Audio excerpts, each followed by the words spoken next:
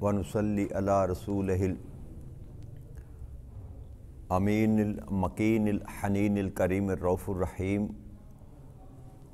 अम्मा बाद फ़अऊज़ु बिल्लाहि मिनश शैतानिर रजीम। बिस्मिल्लाहिर रहमानिर रहीम। वाजिबुल एहतराम साथियों, अल्लाह ताला का बेपनाह लुत्फ़ व करम और उसका एहसान अज़ीम है कि जिसकी तौफ़ीक़ से हम उसके ज़िक्र के लिए उसके घर में जमा हैं। आज हम अल्लाह की तौफ़ीक़ से चौथे पारे में आले इमरान की आयत नंबर 118 से अपने सबक का आगाज़ करेंगे। इस आयत करीमा में अल्लाह करीम ने इरशाद फरमाया, या अय्युहल्लज़ीना आमनू ला तत्तखिज़ू बतानतम मिन दूनिकुम ला यलूनकुम खबालम वद्दू मा अनित्तुम कद बदतिल बग़दाउ मिन अफ़वाहिहिम वमा तुख़फ़ी सदूरुहुम अकबर कद बय्यना लकुमुल आयाति इन कुंतुम ताक़िलून। कि ऐ ईमान वालो, तुम गैरों को अपना राज़दार ना बनाओ, वो तुम्हारी निस्बत फितना अंगेज़ी में कमी नहीं करेंगे और तुम्हें सख्त तकलीफ़ और अज़ियत देने की ख्वाहिश रखते हैं, और बुग़्ज़ तो उनकी ज़ुबानों से खुद ज़ाहिर हो चुका है और जो उनके सीनों ने छुपा रखी है वो तो उससे भी बढ़कर है। और हमने तुम्हारे लिए निशानियां वाज़ह कर दी अगर तुम अक्ल वाले हो, या अगर तुम्हें अक्ल हो। इस आयत करीमा में रब्बे करीम ने ईमान वालों की जमात को मुनाफिकीन के साथ अपने तल्लकात जो वज़ा कर रखे थे उनके मतलब तनबीह की। मदीना मुनव्वरा में क्योंकि ज़्यादातर कबाइल यहूद के आबाद थे, बनु कैनका था, बनु नज़ीर था, बनु औस था, बनु खज़रज था, तो उनकी आपस में रिश्तेदारियां भी थी कबीलों की। तो उनमें से कुछ कबाइल जो थे वो इस्लाम कबूल जब उन्होंने कर लिया तो तल्लक तो चलता रहा, रिश्तेदारियां भी चलती रहीं, लेकिन उन तल्लकात के दरमियान ऐसा होता कि जब गुफ्तगू करते हुए कुछ ऐसी बातें कर दी जाती जिनसे वो फितना अंगेज़ी के लिए मवाद हासिल करते।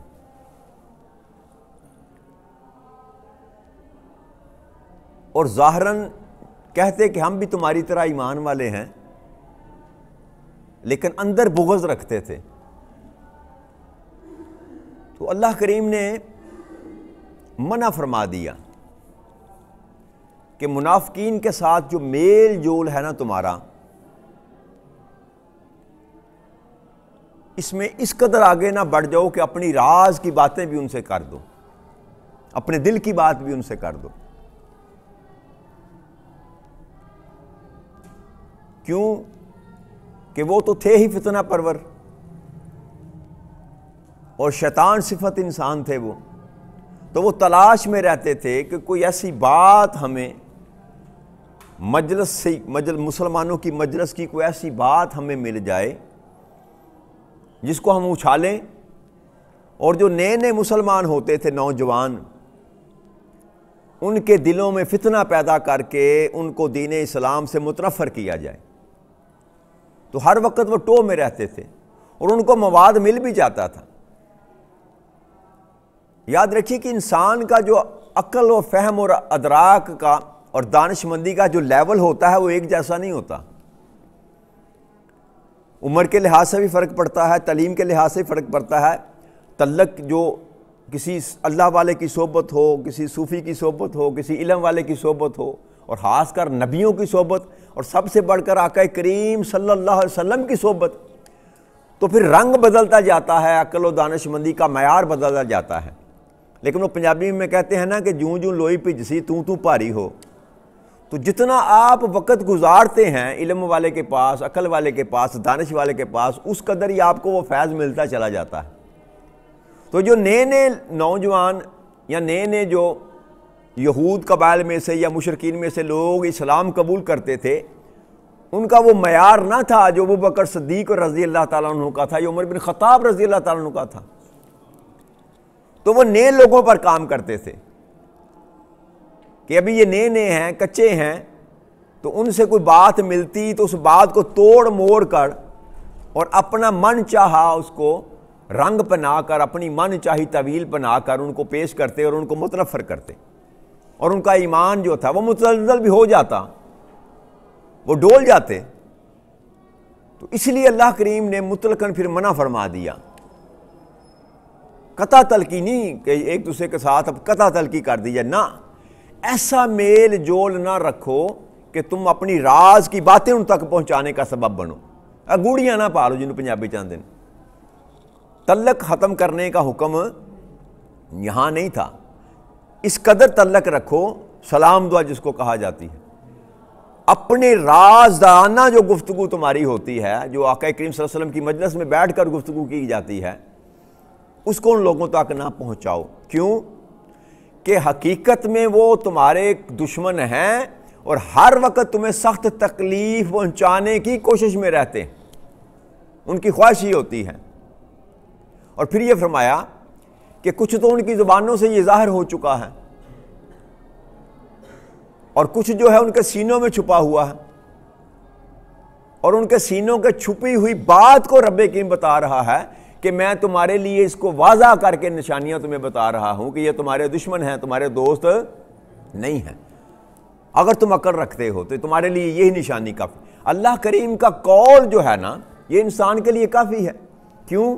کہ وہ تو وہ ذات ہے جو ہر انسان کے دل کے اندر کی بات کو جانتا ہے۔ رب کریم ہر انسان کے دل کے اندر کی چھپی ہوئی بات کو بھی جانتا ہے۔ تو اللہ کریم کہتا ہے میں نے یہ نشانیاں تم کو بتا دی کہ وہ تمہارے دشمن ہیں اور تمہیں تکلیف پہنچانے کی خواہش رکھتے ہیں، اس لیے ان سے بچ کر رہو اگر تم عقل رکھتے ہو۔ پھر اللہ کریم نے ارشاد فرمایا ہا انتم اولائی تحبونہم ولا یحبونکم ولا تؤمنون بالکتاب کلہ وَإِذَا لَقَوْكُمْ قَالُوا آمَنَّا وَإِذَا خَلَوْا عَدُوا عَلَيْكُمُ الْأَنَامِلَ مِنَ الْغَيْظِ قُلْ مُؤْتُوا بَغِيَّكُمْ إِنَّ اللَّهَ عَلِيمٌ بِذَاتِ الصُّدُورِ۔ اور آگاہ ہو جاؤ، یہاں اللہ کریم پھر متنبہ کر رہے ہیں، آگاہ ہو جاؤ، اس بات کو جان لو، کیا کہ تم وہ لوگ ہو کہ ان سے محبت رکھتے ہو اور وہ تمہیں پسند تک نہیں کرتے، حالانکہ وہ تم سب کتابوں پر ایمان رکھتے ہو۔ جب بھی وہ تم سے ملتے ہیں تو کہتے ہیں ہم بھی ایمان لے آئے ہیں، اور جب اکیلے میں ہوتے ہیں تو اپنے غضب کے باعث، اپنے غصے کے باعث اپنی انگلیاں جو ہیں وہ چباتے ہیں کہ ہمیں مسلمانوں کے سامنے ایمان کا اظہار کرنا پڑتا ہے، اپنے آپ کو ان سے محبت کا دعویٰ سچ ثابت کرنے کے لیے ہمیں یہ کہنا پڑتا ہے کہ ہم بھی تمہاری طرح ایمان والے ہیں، تمہارے نبی کو ماننے والے ہیں۔ لیکن جب علیحدگی میں اکیلے میں ہوتے تو وہ اپنے غصے سے اپنی انگلیاں چباتے۔ تو آقا نے، اللہ نے فرمایا کل موتوا بغیظکم، کل موتوا بغیظکم، کہ تم مر جاؤ اپنی اسی گھٹن میں ہی مر جاؤ۔ اے میرے محبوب ان سے فرما دیں کہ تم اپنی اس گھٹن میں ہی مر جاؤ، بے شک اللہ دلوں کی پوشیدہ باتوں کو خوب جاننے والا ہے۔ تو اس آیت کریمہ میں اللہ کریم نے کھول کر یہ بات ان کو سمجھا دی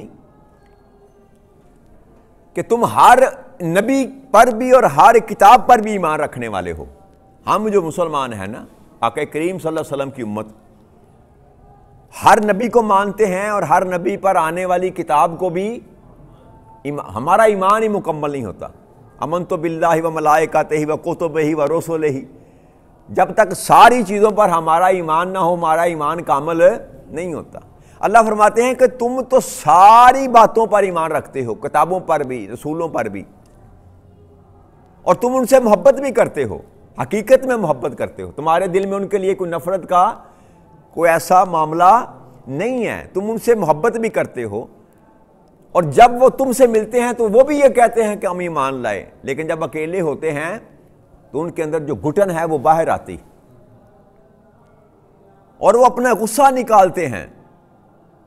اللہ ہونا تو یہ چاہیے تھا، اللہ کے کہنے کا مطلب یہ کہ ہونا تو یہ چاہیے تھا کہ تم تو ان کی کتاب کو بھی مانتے ہو، ان کے رسول کو بھی مانتے ہو، اور الٹا وہ تمہیں نہیں مانتے اور تمہارے رسول کو نہیں مانتے، غصہ تو تمہیں آنا چاہیے۔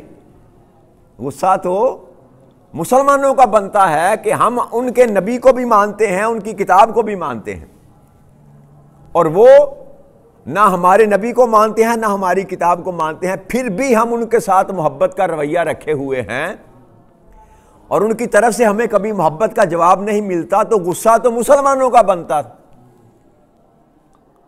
لیکن اس کے باوجود غصہ وہ کرتے تھے۔ غصہ تو اللہ کریم یہ بات مسلمانوں کو سمجھا رہے ہیں کہ تم حق پر بھی ہو، اس کے باوجود تم پر وہ غصہ کرتے ہیں۔ سبب یہ ہے کہ ان کے اندر جو گھٹن ہے نا، جو غیظ و غضب پایا جاتا ہے، ماض اس لیے کہ ان کو اپنا دین چھوڑنا پڑتا ہے، اپنی دنیا چھوڑنی پڑتی ہے، اور وہ اظہار بھی کرتے ہیں لیکن اندر سے مومن بھی نہیں ہیں۔ تو اللہ فرماتے ہیں کہ میں تو وہ ذات ہوں جو دلوں کے اندر چھپی ہوئی بات کو بھی جاننے والا اور خوب جاننے والا ہوں۔ علیم بذات الصدور، صدر کہتے ہیں سینے کو، سینوں کے اندر چھپی ہوئی بات کو بھی خوب جاننے والا ہوں۔ علیم مبالغہ ہے، خوب جاننے والا، خوب علم رکھنے والا۔ ان تمسسکم حسنۃ تسؤہم وان تصبکم سیئات یفرحوا بها وان تصبروا وتتقوا لا یضرکم کیدہم شیئا ان اللہ بما یعملون محیط۔ اور اگر تمہیں کوئی بلائی پہنچے تو انہیں بہت بری لگتی ہے۔ ایمان والوں کو جب اللہ کی طرف سے کوئی نعمت ملتی ہے، اللہ کی طرف سے کوئی انعام ملتا ہے، جیسے بدر میں اللہ کریم نے جب فتح دی آقا کریم صلی اللہ علیہ وسلم کو اور آپ کے صحاب کو، تو وہ یہود و نصارہ جو آپ کی موت کا انتظار کر رہے تھے، آقا کریم صلی اللہ علیہ وسلم کا بھی اور آپ کے صحاب کا بھی، آج تو یہ گئے تو گئے 313 صحاب رسول صلی اللہ علیہ وآلہ وسلم بے سر و سامانی کے عالم میں 1000 ہر قسم کے اسلحہ سے لیس لشکر کے ساتھ جب ٹکرانے کے لیے نکلے، تو جو مدینے میں بیٹھے ہوئے منافقین تھے وہ کہہ رہے تھے کہ بس آج ان کا قصہ تمام سمجھو، آس لگائے ہوئے بیٹھے تھے۔ تو اللہ فرماتا ہے کہ جب تمہیں بلائی پہنچتی ہے تو ان کو بہت تکلیف ہوتی ہے۔ جب اللہ نے سرخرو کر کے آقا کریم صلی اللہ علیہ وسلم کو واپس مدینہ تشریف لائے نا فتح کے بعد، تو یہ تو جل بن گئے نا، چہرے پر تو وہ تاثرات ان کے تھے کہ جیسے بہت خوش ہیں، لیکن اندر سے وہ غم میں مبتلا تھے کہ یہ کیا ہو گیا، یہ تو پہلے سے بھی زیادہ طاقتور ہو گئے، ان کا حوصلہ تب اور بلند ہو جائے گا 1000 کے لشکر کو شکست دینے کے بعد۔ تو اللہ فرماتے ہیں کہ یہ حقیقت میں جب بھی تمہیں کوئی نعمت میری طرف سے ملے گی تو یہ ان کو بہت برا لگے گا، اور جب تمہیں کوئی رنج پہنچے گا، کوئی تکلیف پہنچے گی تو یہ بہت خوش ہوں گے، بہت خوشیاں منائیں گے یہ۔ اور اگر تم صبر کرتے رہو اور تقوی اختیار کیے رکھو تو ان کا فریب تمہیں کوئی نقصان نہیں پہنچا سکے گا۔ جو کچھ وہ کر رہے ہیں بے شک اللہ ان پر احاطہ فرمائے ہوئے ہیں۔ اب اللہ کریم نے یہ مسلمانوں کی یہ ڈارس اس طرح بندائی کہ بے شک وہ جو بھی کریں، اگر تم 2 کام کیے رکھو، ایک صبر کرتے رہنا ہر قسم کے ظلم پر، ہر قسم کے جبر پر، ہر قسم کی ان کی زیادتی پر صبر سے کام لینا، صبر کا دامن کبھی نہ چھوڑنا، جیسے بھی حالات آ جائیں صبر کا دامن کبھی نہ چھوڑنا. ان اللہ مع الصابرین، اللہ صبر کرنے والوں کے ساتھ ہیں. تو اللہ نے فرمایا صبر کا دامن نہ چھوڑنا جیسے بھی حالات ہو جائیں. اور دوسرا تقوی اختیار کیے رکھنا، تقوی اختیار کیے رکھنا، متقی رہنا، پرہیزگار رہنا. میرا خوف، میرا ڈر، آخرت کا خوف، آخرت کا ڈر اپنے سینے میں سجائے رکھنا. اگر یہ دو کام تم کرتے رہے تو ان کے جتنے بھی فریب کاریاں ہیں یاد رکھو تمہیں کبھی نقصان نہیں پہنچا سکیں. تو اللہ کریم نے یہاں پر وعدہ کر دیا، یہاں پر مسلمانوں سے یہ وعدہ کر دیا کہ پریشان ہونے کی ضرورت، یہ جو بھی کرتے رہیں اگر تم صبر پر اور تقوی پر قائم رہے تو یہ جو مرضی کر لیں تمہیں کبھی بھی نقصان پہنچا نہیں سکیں گے. تو یہ وہ سنہری اصول تھا جو رب کریم نے آقا کریم صلی اللہ علیہ وسلم کے غلاموں کو دیا کہ تمہاری تعداد، تمہاری سپاہ، تمہارا لشکر، تمہارے تیر و تلوار تفنگ جو کچھ بھی ہے، اسباب اپنی جگہ، لیکن اسباب جو ہیں حقیقت میں تمہارے غلبے کے لیے کافی نہیں ہیں. تمہیں استقامت دینے کے لیے، تمہیں قائم و دائم رکھنے کے لیے، تمہیں فتح دینے کے لیے، تمہیں کامیاب کرنے کے لیے جن چیزوں کی ضرورت ہے وہ ایک صبر ہے اور دوسرا تقوی ہے. تو یہ دو ہتھیار رب کریم نے مسلمانوں کو دیے. جس کے پاس یہ دو ہتھیار ہیں نا اس پر کائنات میں کبھی کوئی غلبہ نہیں پا سکتا. یہ اللہ کا وعدہ ہے. جب اللہ نے کہہ دیا کہ تمہیں کوئی فریب نقصان پہنچا ہی نہیں سکتا تو کیا یہ بات صرف اصحاب رسول کے لیے ہے؟ جی یہ قرآن قیامت تک کے لیے پیغام لے کر آیا ہے اور آقا کے ہر ایک امتی کے لیے پیغام لے کر آیا ہے.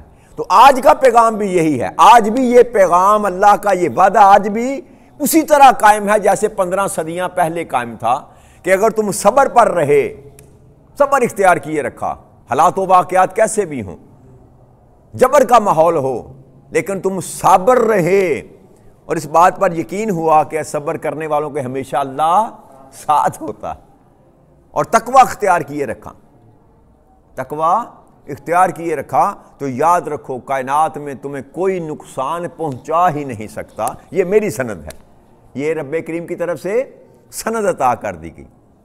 اور پھر فرمایا کہ یہ بھی یاد رکھو بے شک جو کچھ بھی وہ کر رہے ہیں اللہ اس پر احاطہ فرمائے ہوئے ہیں. یعلمون محیط، کوئی ایسی چیز نہیں ہے جو اس کے احاطہ علم سے باہر ہے.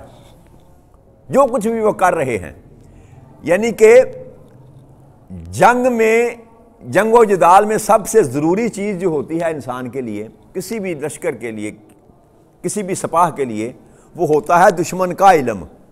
کوئی دشمن کیا کر رہا ہے، دشمن جس کو جاسوسی کہتے ہیں کہ دشمن کیا کر رہا ہے، دشمن کی افواج کیا کر رہے ہیں، دشمن پلاننگ کیا کر رہا ہے. تو اللہ فرما رہے ہیں کہ تمہیں اس معاملے میں گھبرانے کی ضرورت نہیں ہے. جو کچھ بھی وہ کر رہے ہیں میرے احاطے میں ہے سارا کچھ، میرے علم میں ہے سارا کچھ. اور آقا کریم صلی اللہ علیہ وسلم کے ذریعے اللہ کریم وقت سے پہلے سارا علم اپنے محبوب کے ذریعے صحابہ کو دیا کرتے تھے کہ دشمن کی یہ پلاننگ ہے. دشمن کی جس قدر پھر ممکن ہوتا، چاہت ضرورت ہوتی، آقا کریم صلی اللہ علیہ وسلم بیان فرما دیتے، جس قدر ممکن نہ ہوتا اس کو مخفی کر لیتے. تو اللہ کریم دشمنوں کی چال چلنے سے پہلے اللہ کریم اپنے محبوب کو وہ بتا دیتے تھے کہ یہ کرنے والے ہیں. جو دلوں میں ان کے بات چھپی ہوتی تھی اللہ کریم اپنے محبوب کو وہ پہلے بتا دیتے تھے. یہ ہے اس بات کا معاملہ کہ اللہ کریم کہتا ہے میں تو احاطہ کیے ہوں ان کا، تمہیں نظر آئیں جہاں مرضی چھپ کر یہ بیٹھ کر چالیں چلیں، میں ان کی ہر ایک چال کو جانتا ہوں. اور قبل از وقت وہ اپنے محبوب کو بتایا جاتا تھا اور اس کا بندوبست کیا جاتا تھا. اور اللہ کریم یہ ڈارس بندائی جا رہی ہے مسلمانوں کی کہ تمہارا عقیدہ اس ذات، میری ذات پر اس قدر مضبوط ہو جائے کہ کوئی اور جانے یا نہ جانے، جس کے ہم ماننے والے ہیں وہ تو ہر ایک چیز کو جاننے والا ہے. تو جس کا عقیدہ یہ ہو جائے کہ رب کریم ہمارے ساتھ ہے، رب کریم ہمارے ساتھ ہے، وہ کبھی پھر غم زدہ. آقا کریم صلی اللہ علیہ وسلم جو ہجرت کے لیے چلے نا جب، تو غار ثور میں آپ نے قیام کیا تو ابو بکر صدیق رضی اللہ تعالیٰ عنہ آپ کے ساتھ تھے. تو آپ غم زدہ ہوئے کہ اگر کہیں دشمن یہاں سے آ گیا تو اس نے ہمیں دیکھ لیا تو کہیں آقا کریم صلی اللہ علیہ وسلم کو نقصان نہ پہنچائے. تو آپ نے جب دیکھا کہ ابو بکر صدیق کے چہرے پر جو ہے وہ اضطراب پایا جا رہا ہے تو آپ نے پوچھا کہ ابو بکر صدیق کیا معاملہ ہے؟ تو کہنے لگے یا رسول اللہ میرے ماں باپ آپ پر قربان، مجھے اندیشہ یہ ہے کہ اگر دشمن یہاں پر آ گیا اور اس نے اوپر سے دیکھ لیا ہم تو اسے صاف نظر آ جائیں گے تو کہیں وہ آپ کو نقصان نہ پہنچائے. تو آقا نے فرمایا ابو بکر صدیق غم نہ کر، ان اللہ معنا، اللہ ہمارے ساتھ ہے. پھر دشمن آیا بھی، اس غار کے دانے پر بھی آیا، اس نے اندر جھلک کر جھانک کر دیکھا بھی، لیکن وہ نہ آقا کریم صلی اللہ علیہ وسلم کو دیکھ سکا نہ ابو بکر صدیق کو دیکھ سکتا. یہ ہے میت خدا کی میت. جب یقین ہو کہ رب کریم ہمارے ساتھ ہے تو آنکھیں رکھتے ہوئے بھی اللہ کریم ان کو محفوظ کر لیتا، دشمن سے محفوظ کر لیتا ہے. اللہ کریم ہمیں بھی یقین کامل عطا فرما دے، صبر کی توفیق عطا فرما دے اور تقوی کی توفیق عطا فرما دے. وما علینا الا البلاغ المبین. والسلام علیکم ورحمۃ اللہ وبرکاتہ.